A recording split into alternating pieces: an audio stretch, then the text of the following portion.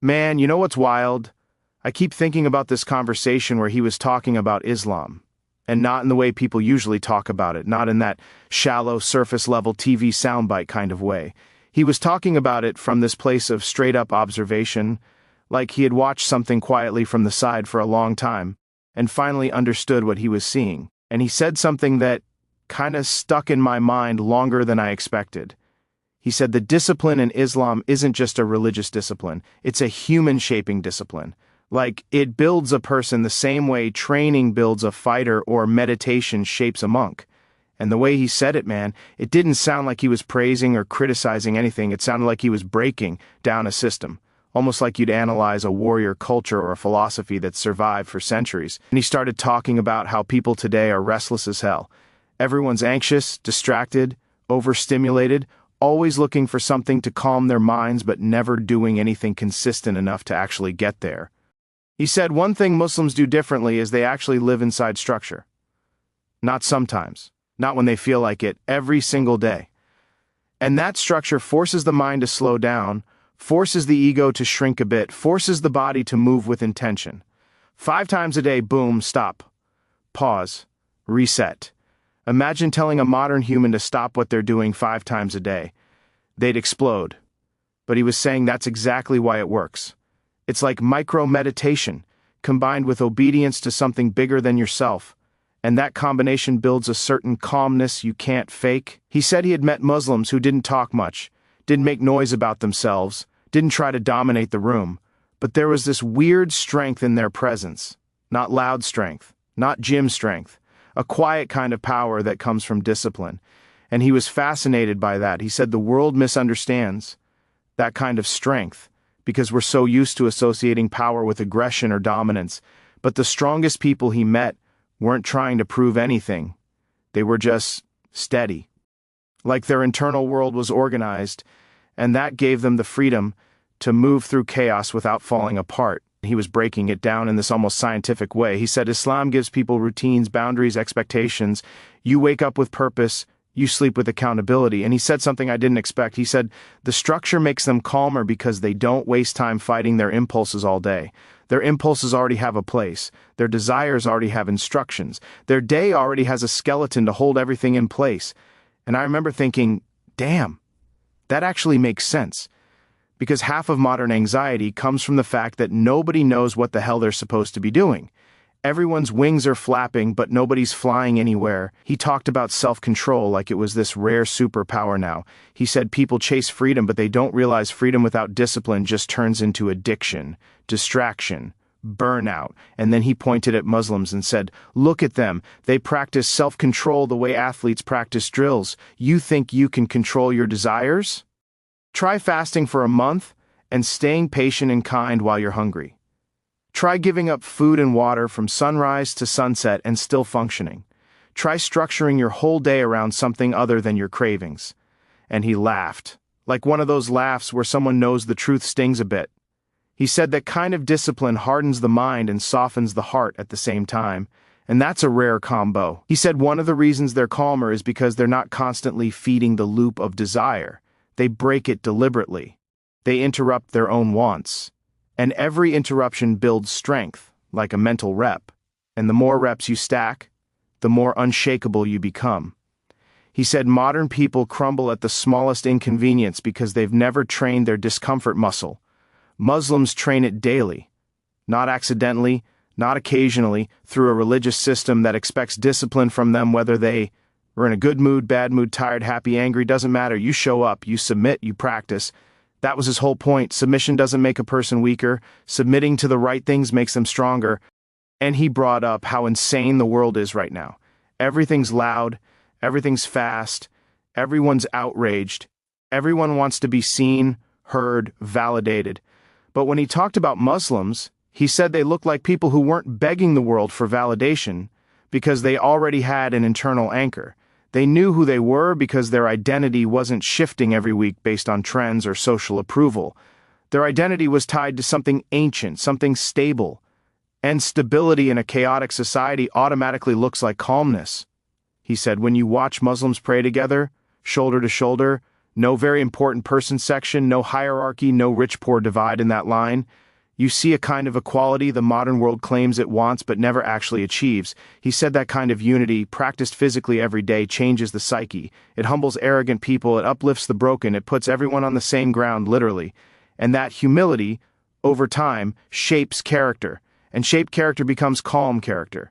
And calm character becomes strong character. He said the discipline in Islam makes a person less reactive. Not everything triggers them. Not everything knocks them off balance.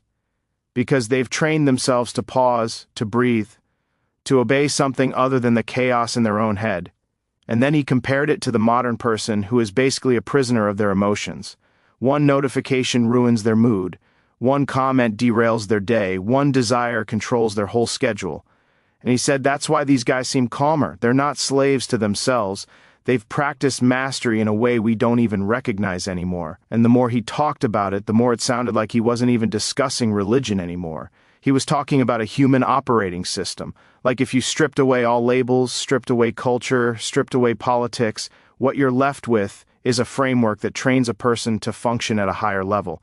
And he said something that hit really hard. He said people today don't rise, they just drift.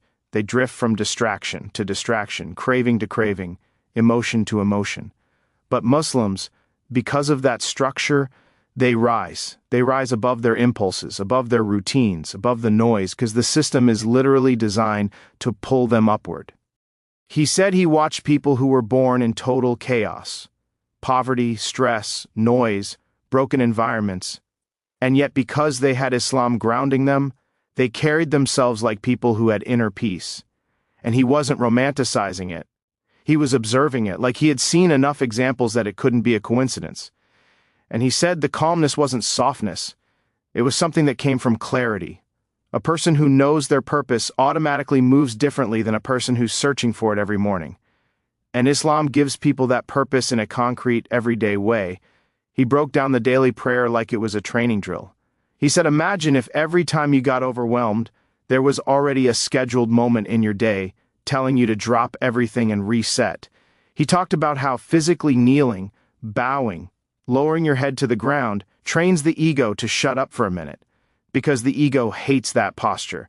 The ego wants chest out, chin high, arms crossed, look powerful, look dominant. But that prayer posture flips the script. You put your head where your feet normally stand. You fold your body in the most vulnerable position a human can be in. And you do it willingly. Not because someone forced you or humiliated you, but because you're choosing humility. And he said a human being who can choose humility becomes almost impossible to break psychologically. He said modern society has made people allergic to discipline. Like if something demands effort, consistency, or sacrifice, people immediately label it restrictive or oppressive. But he said the irony is that the lack of discipline is what's actually suffocating people. They're drowning in their own freedom because they don't know how to use it. Islam gives its followers a roadmap, a way to direct their energy, their time, their emotions, and when you have direction, your mind automatically calms down. The chaos gets filtered out, and then he went into fasting. And man, you could tell he wasn't talking from theory. He had actually watched this in real life. He said fasting isn't about starving, it's about learning that you're not controlled by your instincts. You can be hungry, thirsty, tired, annoyed, and still act with dignity. That's mental toughness. That's emotional intelligence. And then he said something that shut the whole room up. He said when you voluntarily give up food and water for hours and hours, not for beauty, not for fitness, not for social media clout, but purely for the sake of discipline, you learn something about yourself that most people never discover. You learn you're stronger than your cravings. You learn patience. You learn empathy for people who don't have a choice. And that experience changes you on a level that's deeper than logic. He said the world keeps trying to create artificial ways to build discipline: cold showers, dopamine detoxes, silent retreats, journaling, minimalist lifestyles, and all of them are just attempts to recreate what religious structure already perfected centuries ago. He wasn't mocking it. He was just saying it straight. People invent new trends because they don't want to accept that the old systems already work. But Islam's discipline? It's ancient, consistent, universal. No subscription, no influencer course, no algorithm. Just a daily practice that slowly transforms you. And he told this one thing that really stuck. He said when he saw Muslims pray or fast or show restraint, it wasn't robotic. It wasn't mechanical. There was meaning behind it. They weren't following rules blindly. They were following something that gave them peace, and you could see that peace in the way they moved. He said you can't fake that kind of calmness. You can pretend to be confident, you can pretend to be successful, but you can't pretend to be at peace. Peace is either in your eyes or it's not. Then he brought up something that honestly made a lot of sense. He said in the modern world, everybody is their own God. Everybody wants to decide their own rules, their own truth, their own purpose, their own value system. And that sounds empowering until you realize it puts a lot of pressure on a person who's already overwhelmed. Islam removes that weight. It gives you a backbone to lean on. You don't have to invent yourself from scratch every day. You don't have to constantly redefine your identity. You don't have to search for meaning in 10 different self-help books every year. Meaning is already established. Purpose is already laid out. And he said that stability is like oxygen for the human psyche. He said the calmness comes from not having to negotiate with yourself all the time. Should I do this? Should I not? What's right? What's wrong? What's meaningful? What's pointless? Islam answers those questions, not in a tyrannical way, but in a way that frees the mind. When the mind is free from endless decision-making, it becomes quieter. And quieter minds create calmer people. He said he respected anyone who could live with that kind of discipline, because discipline isn't about controlling people, it's about controlling yourself. And that's the hardest battle. Anyone can talk big, anyone can dream big, but waking up early, praying on time, sacrificing desires, resisting temptations, being patient, staying humble, that's real strength. That's warrior mentality disguised as spirituality. And he loved that idea that spirituality and strength don't have to be opposites. In Islam, they're the same thing. You get stronger by becoming more spiritual, not less. And the way he explained it, man, it was like he had been quietly studying people for years, watching patterns, watching reactions, watching how different belief systems shape behavior. And he said something real simple but real deep. People today are overstimulated but underdeveloped. Minds full, hearts empty. Busy all day but accomplishing nothing meaningful. And then he pointed at Muslims again, not idealizing them, not romanticizing them, but genuinely observing how a structured life creates a structured mind. You live with routine long enough, and your nervous system starts trusting you. You stop living in panic mode, and that's why they're calm. Not because life is easy, but because discipline teaches you how to carry difficulty without collapsing. He talked about this.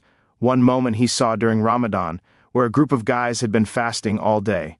Long hot day, no food, no water. They were tired, you could see it.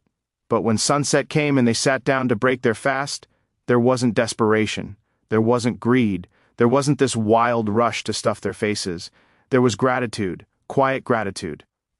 And he said that shocked him. Because when you deprive modern people of anything, Wi-Fi, snacks, AC, whatever, they fall apart. These guys, they were calm, patient, composed. He said that level of emotional discipline was rare as hell in today's world, and he was fascinated by the way Islam integrates discipline into every layer of life. Not in a harsh way, but in a training way. Accountability, routine, purpose, restraint, humility, every one of those things is baked into daily living, and he said the calmness comes from that balance between action and surrender. You act with discipline, but you surrender the outcome. You give your best, but you don't obsess over control. He said modern people want to control everything, and that's why they're constantly anxious. Muslims have a system where you take responsibility for your actions, but you let go of the weight of trying to engineer life, and letting go makes you calmer. He brought up how spirituality today has become this vague Instagram concept. Candles, crystals, positive vibes, manifestation quotes. He wasn't mocking it, he was just saying it's not enough to actually change a human being. It gives you comfort, not transformation. But Islam, it transforms. It demands something from you. Real spirituality demands something. Pain, sacrifice, effort, consistency. And because it demands something, it gives something back. It shapes you. He said people keep searching for life hacks to feel calm, but the truth is the oldest disciplines are still the most effective. He talked about how Muslims don't compartmentalize spirituality. It's not something they turn on only during holidays. It's woven into eating, sleeping, speaking, relationships, money, time. Everything is connected to a bigger purpose. And he said that integration creates harmony. because your actions aren't random anymore. Your habits aren't random. Your choices aren't random. They're all part of a system, and systems make humans calmer because unpredictability drops. He said half of modern stress comes from people living without systems. Too much freedom becomes chaos. Too many choices become anxiety. But structure? Structure gives peace. He even mentioned how there's something powerful about a community that practices discipline together. He said most people today feel alone even when they're surrounded by others, because everyone is living in their own individual bubble of stress and distraction. But Muslims pray together, break their fast together, celebrate together. Their discipline isn't isolated, it's communal, and that creates a sense of belonging that modern society can't replicate. He said human beings weren't built to be individualistic machines. They were built to live inside tribes, inside shared beliefs, inside shared routines. And Islam taps into that ancient human wiring. And then he said this thing that really showed how deeply he'd been thinking. He said Islam doesn't make people calmer by magic. It makes them calmer because it forces alignment between mind, body, and intention. When you pray, your body, your focus, your intention, your time, all of it moves in one direction. When you fast, your cravings, your thoughts, your spiritual goals, they all move in one direction. When you live with moral guidelines, your behavior and your purpose move in one direction. And that alignment is what creates peace. Misalignment creates chaos. And the modern world is basically a giant machine of misalignment. He said he noticed Muslims weren't constantly chasing highs the way modern people do. They weren't addicted to stimulation. They weren't terrified of silence. They didn't need noise to feel alive. And he said it's because their lifestyle already gives them meaning and fulfillment in ways that don't rely on external entertainment. Meaning isn't something they chase, it's something they live inside. And when you live inside meaning, you naturally become calmer, because the void inside you isn't empty anymore. He talked about how dangerous it is that the modern world removes all boundaries. Eat whenever, sleep whenever, talk however, act however, desire whatever, no limits, no breaks. And then we wonder why people feel lost. But Muslims, they have boundaries. Not to restrict them, but to protect them. Boundaries protect the mind from overloading. Boundaries protect the heart from corruption. Boundaries protect the soul from drifting. He said that's what impressed him the most. Not the rituals themselves, but the psychological effects of those rituals. He saw a pattern. People who lived with boundaries lived with balance. And he said, calmness isn't something you buy. It's something you build. You build it through habits, repetition, repentance, restraint, gratitude, intention, all things Islam emphasizes constantly. He said that daily repetition rewires a person, trains them, evolves them, and he was blown away by the fact that billions of people do this training without calling it training. It's just their way of life. And because it's continuous, the results show up quietly, in their patience, their steadiness, their resilience. And by the time he reached the end of what he was saying, man, it felt less like he was describing a group of people, and more like he was describing a blueprint for a better human being. He said something like, imagine taking a person who wakes up every day with no direction, drowning in endless choices, addicted to impulses, collapsing under stress, and then imagine slowly rebuilding them with routine, purpose, restraint, community, humility, and meaning. He said that's what Islam does. It takes the scattered human mind and gathers it. It takes the chaotic human heart and steadies it. It takes the restless human body and anchors it. And he said that combination creates a person who walks into a room differently. Not louder, not tougher, calmer, more grounded, like their spirit weighs more in a good way. He talked about how calmness isn't an accident. Calmness is the byproduct of living in a way that keeps you aligned. He said Muslims have this rhythm to their life. A cadence. Almost like the world is constantly shaking, but they move on a track that's solid. And he said that rhythm comes from consistency. The same prayers, the same words, the same timings, the same discipline, day after day after day. And that familiarity creates a kind of internal stillness. He compared it to how soldiers find comfort in routine or monks find peace in repetition. Except here, it's everyday people, workers, parents, students, practicing a discipline usually reserved for elite mindsets. He said one of the craziest things he noticed was how Muslims handle hardship. Not that they don't feel pain, they do. Not that they don't break sometimes, they're human. But they don't panic the same way others do. He said there's this phrase they say, inshallah, God willing. And he said to outsiders it sounds passive, like giving up control. But to them it's the opposite. It's a reminder that you can only do what you can do, and the rest isn't in your hands. And accepting that reality reduces anxiety instantly. Because most anxiety comes from wanting total control. Muslims practice letting go every single day, and that letting go makes them calmer. He said what really blew his mind was how Islam mixes strength with softness. Outside, people think discipline makes you rigid, but with them, it makes you balanced. When you train your impulses, your empathy grows. When you control your desires, your patience expands. When you pray, your heart softens. When you fast, your perspective widens. And he said that kind of softness is the kind that comes from power, not weakness. It's controlled softness. Kindness, backed by discipline. Humility, backed by confidence. He said that's why the calmness feels real, because it comes from a place of practiced strength. He talked about how modern society keeps selling people these fake substitutes for purpose. Hustle culture, grind culture, self-made identity, temporary highs, endless consumption. And after all of it, people still feel hollow. But he said when he watched Muslims, he felt like they weren't searching. They already had the thing everyone else is chasing, not money, not status, not pleasure, but grounding, that inner stability that makes you feel at home in your own chest. And he said that's priceless in a world where everyone's anxious for no clear reason. He mentioned how the discipline doesn't disappear when they're alone. It's not something they do only in public. It's internalized, like a muscle memory of the soul. He said he saw people step away quietly to pray during travel, during work, during chaos, during festivals. And they didn't do it to be seen, they did it because their day doesn't feel right without it. And that level of internal discipline creates a kind of self-respect. When you respect your own commitments, your mind respects you back. Your mind starts trusting that you'll do what you say, and that trust creates calm. People forget that self-respect is one of the biggest sources of inner peace. He said he realized why Muslims, even those with hardships, still walk with a certain dignity. It's because their worth doesn't come from the outside world, not money, not applause, not validation. Their worth comes from their connection to God. And when your worth is rooted in something that doesn't change, you become unshakable. The world can be chaos, but you stay steady. He said that stability is something modern people crave but don't know how to find. And here was a whole community that had tapped into it for centuries. And he ended by saying something that honestly felt more philosophical than anything else. He said humans weren't designed to be aimless.